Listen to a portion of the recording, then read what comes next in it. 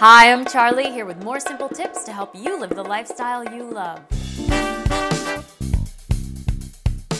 Today I'm talking about how to create chemistry. And if you're out there and you're looking for a fabulous relationship, well, you've probably found yourself in this same scenario actually. I know I have, and I think most people have at one time or another.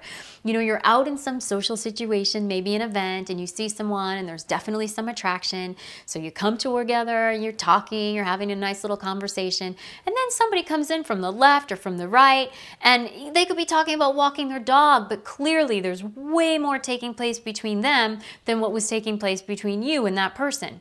And other than being, awkward and uncomfortable, the worst part about that is that you start looking at yourself, and then you start saying, well, what did I do? What did I not do? Or what could I have done that would have elicited that kind of response that that person got so effortlessly? And that is exactly when you start going down the rabbit hole and getting yourself in trouble, which is why I created this video with these 4 tips to help you, because I want to save you time. And I definitely want to save you the emotional investment down a path that is actually waving a flag at you and saying, don't go here. It's not here. It's not here. So here we go. Number 1, you have to understand that attraction and chemistry are actually, they have an interesting relationship. See, attraction can exist without chemistry, but in a shorter lived kind of a way. Attraction, although it can be there without chemistry, it cannot grow and build and continue to exist without chemistry. And so typically what brings you together initially is the attraction, but if the chemistry is not there, then the attraction usually dies off. And it's just a matter of how long is it going to take. So in that scenario, when you're saying, I could have sworn there was attraction, no, you're not crazy. There was attraction, but maybe when you started talking, there just wasn't the kind of chemistry to boost that attraction. And perhaps that other person that came in, either the attraction level was higher or maybe there was chemistry there that was already being felt. And that's why you could physically feel the difference in their interaction as opposed to yours, which brings me to number 2. I like to think of chemistry in 4 different categories just to keep it simple.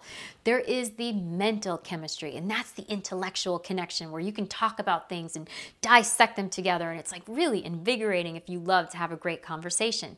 Then there's the emotional chemistry. This is like the warmth. This is that chemistry that you have with someone that just, they feel like a friend. You feel like you can tell them what your feelings are and share things with them that you normally might not share for a while in terms of, you know, your life experience, whatever the case may be.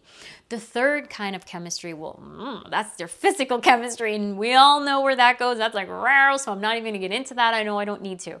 The 4th chemistry is the spiritual chemistry. I love this. I wanted this in my relationship. I got it in my relationship because that's what I set out for. And that is just I don't really know how to explain that one. That's something we'd have to do one-on-one, but it's beautiful. And all I can say is that, you know, there is like a lot of evolution going on in the soul in addition to everything that's happening within the relationship. Now, the important thing about understanding these different types of chemistry is that while in the greatest relationships, you're going to have combinations of all of them, or at least 2 or 3, or the ones that are most important based on the type of person you are and your interests and your needs, the important thing to remember is that any type of chemistry that you have, it creates a spark and it creates a sense of connection. This is why it's so important not to be up here and to be here present in what's going on with you and another person. Because if you're up here, then you can mistake a spark that might just be an intellectual connection for something that you want to be a full-fledged romantic relationship, and it can't go there. But you try to force it because you think, well, there was attraction, and now you feel that mental connection, and you start saying, well, it's got to go in this direction because I feel this and that. And that brings me to number 3. You need to be realistic. And this is why you can't be a lazy dater. Chemistry typically takes a little while to show itself. You need to give it time to reveal itself to you. Listen, I met the love of my life from across the ocean, okay? Forget being in the same time zone. We weren't even on the same continent. But here's what happened. We developed an intellectual, we discovered intellectual chemistry, a mental chemistry because we met through business and we were working together online. Then we had an emotional chemistry that started to develop and we realized, wow, we became friends.